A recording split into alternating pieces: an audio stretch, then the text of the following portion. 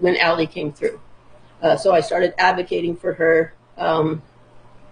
Myself and another staff member had to take her to the hospital. I think it was in Moreno Valley. I can't remember the name of it right now, but it was in Moreno Valley. We had to take her because she said she had been raped. So that was the very first instance of that. At this runaway shelter, when I would come in, the staff would tell me how horrible she was, that she was not following the rules, she was non-compliant. When I would talk to her, one of her 10-year-old daughters was up and was just spilling their guts, very kind. I could see her as you would see a very scared, troubled 10-year-old. So I'm seeing one thing, the staff is seeing something completely different. They're seeing this just belligerent, rebellious kid. And I'm like, I don't know what you're talking about. That's not what I'm seeing. I'm seeing this sweet 10-year-old kid. Like, I don't know what's going on. So I started advocating for her. The more I advocated, the more she started disclosing things. And the more I advocated, the more she started disclosing. CPS stepped in. And that's something that's getting lost a lot in the slander, is that I took Allie from her mom or from her house. That wasn't the case. Allie was coming through the runaway shelters. She was going to the mental hospitals for suicide attempts. CPS stepped in and took her and removed her from the home. I didn't get Allie right away. She was in CPS care for a couple years. Then she went AWOL for a year. And then when she came off of AWOL, they agreed to let her be placed with me.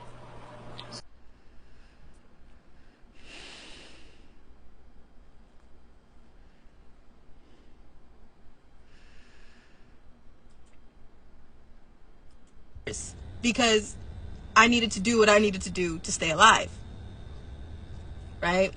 So in 2011, I called CPS back and said, hey, I can't do this anymore. So I need to come back and we need to figure some shit out. You with me? Okay. Then I went with my mom. You got that on the paper? Write that down. Right? You need that. Write that down. You really need that. I'm serious. All this is connecting. We're helping you. Okay? Write it down. Now, let's continue. Carry on, Mom. Carry on. So in 2011, she was placed with me. She was about 17. She had to go into high school. Flag on the play. Wait. I'm sorry. In 2011, they put me back in a group home in Jurupa Valley, California. I forgot about that. Yeah, hold on. Flag on the play because we got to tell that one. That's Mr. Misunderstood. Hi. I know you're watching. Hello. Yes, hello. That was Mr. Misunderstood and his whole entire family. I met him, the son, in high school. I went to Nuevo Vista High School.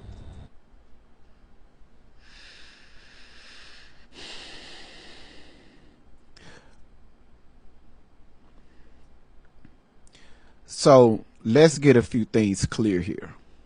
Number one is, I know a lot of people have been following this story, and a lot of people got touched by this story. And a lot of people come at me for exposing these two.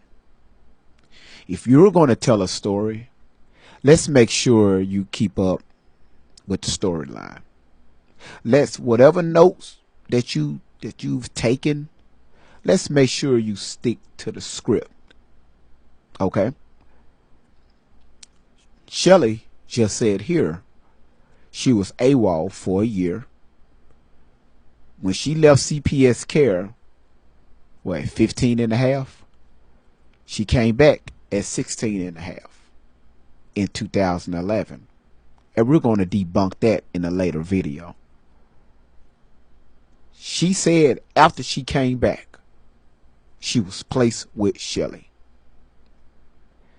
Now I just played a video where she said I was placed with her. Shelly started talking.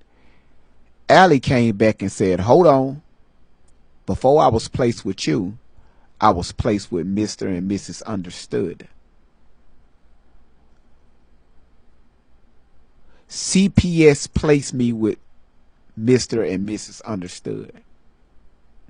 So do you think if Shelly would have taken Allie in when she came back from AWOL, CPS would have disclosed that information to her? Hey, she's with a family already, or she just got out of this group home. So we feel like her life isn't going as it should, or we thought it should have gone. So we're going to place her with you.